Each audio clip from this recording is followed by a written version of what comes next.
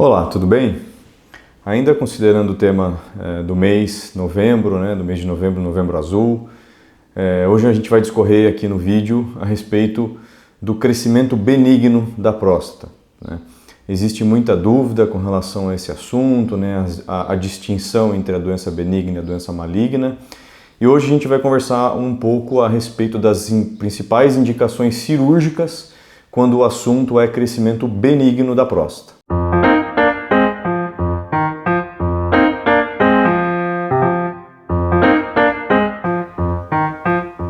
Então, para quem não me conhece, meu nome é Bruno Vedovato, eu sou urologista. Então, vamos falar hoje sobre o crescimento benigno da próstata. Trata-se de uma doença extremamente frequente na população masculina, principalmente nos mais idosos. É a doença que pode gerar sintomas ao longo da vida. A gente já falou nos vídeos anteriores que o câncer de próstata ele é uma doença nas suas fases iniciais completamente assintomática. Os sintomas principais relacionados à doença benigna são jato urinário fraco, aumento da frequência urinária, sensação de esvaziamento incompleto, urgência, aquela vontade imperiosa de ter que urinar de uma hora para outra, passar a acordar mais vezes à noite, demorar para iniciar a micção, o tempo também de micção, ou seja, o indivíduo demora para esvaziar a bexiga. Então, gotejamento terminal, às vezes o paciente termina de urinar, mas fica ali gotejando, saindo alguns pingos ali, e isso incomoda bastante os pacientes. Então, esse é o apanhado dos exames. E, na grande maioria dos casos, o tratamento inicial de pacientes em que há esses sintomas e prejuízo da qualidade de vida, esses pacientes realmente estão incomodados, isso tem atrapalhado o seu dia a dia, a condução inicial é com tratamento medicamentoso, que tem como objetivo tanto relaxar a próstata, quanto diminuir ela no médio e longo prazo, se for o caso, em próstatas que estão aumentadas. E muitas vezes isso é mais do que suficiente, isso tem muito sucesso, os pacientes retomam a qualidade de vida, retomam um hábito miccional satisfatório. Agora, existe uma parcela não desprezível dos pacientes que acabam não melhorando ou tendo algumas condições que fazem com que eles precisem de um tratamento mais invasivo, que seria o tratamento cirúrgico.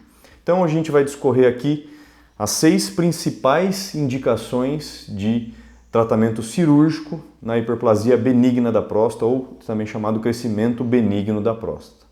Então vamos lá. O primeiro deles é infecção urinária de repetição. Muitas vezes esse paciente, por conta de ter esse prejuízo do esvaziamento da bexiga, sempre acaba sobrando um resíduo, uma sobra de urina dentro da bexiga dele. E isso facilita com que bactérias que cheguem à bexiga causem infecção. Então, muitas vezes os pacientes sofrem com infecções urinárias repetitivas. Isso, além de incomodá-lo, além de ser um prejuízo à sua saúde de uma forma geral, porque essa infecção ela pode ela tem um potencial de adquirir uma certa gravidade, ela também pode, o paciente com certa frequência tem que tomar antibiótico, idas recorrentes a pronto-socorros, enfim. Então, essa é uma das indicações. Tá? A segunda indicação, presença de pedra na bexiga ou de vertículos da bexiga. Tá? Isso quer dizer o quê?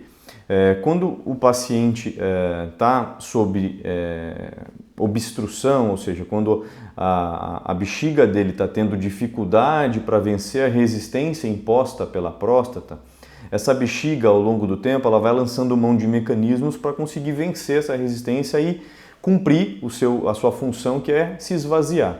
E esse remodelamento pode trazer prejuízo para a função dela no médio e longo prazo. E o que a gente acaba percebendo nos exames complementares é que pode haver o aparecimento desses divertículos, que são um sinal de que a bexiga está vivendo um ambiente de alta pressão, ela está obstruída já há um certo tempo. Tá?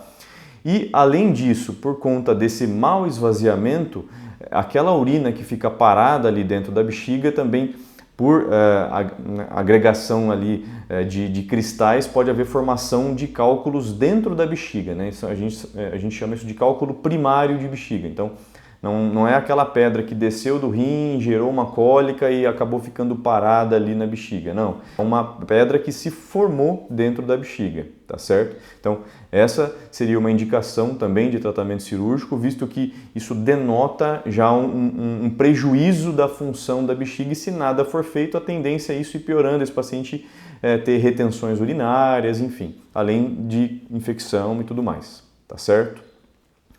Então, uma terceira indicação também que faz a gente pensar e expor o paciente à necessidade de cirurgia é a hematúria recorrente. O que é isso? O que é hematúria? Hematúria é o sangramento visível na urina, né? Como o paciente, de uma hora para outra, começa a urinar com sangue, tá? Então, o crescimento da próstata, a gente sabe que a próstata ela é um órgão bastante vascularizado e por conta dessa alta vascularização, vez ou outra, de forma espontânea, pode haver esse sangramento, que também pode acabar levando esse paciente para o pronto-socorro. Muitas vezes é necessário uma sondagem, né? Ou seja, a passagem de uma sonda para poder lavar essa bexiga, para que não haja a formação de coágulos e também a obstrução do canal, né? Para que esse paciente não entre em retenção urinária.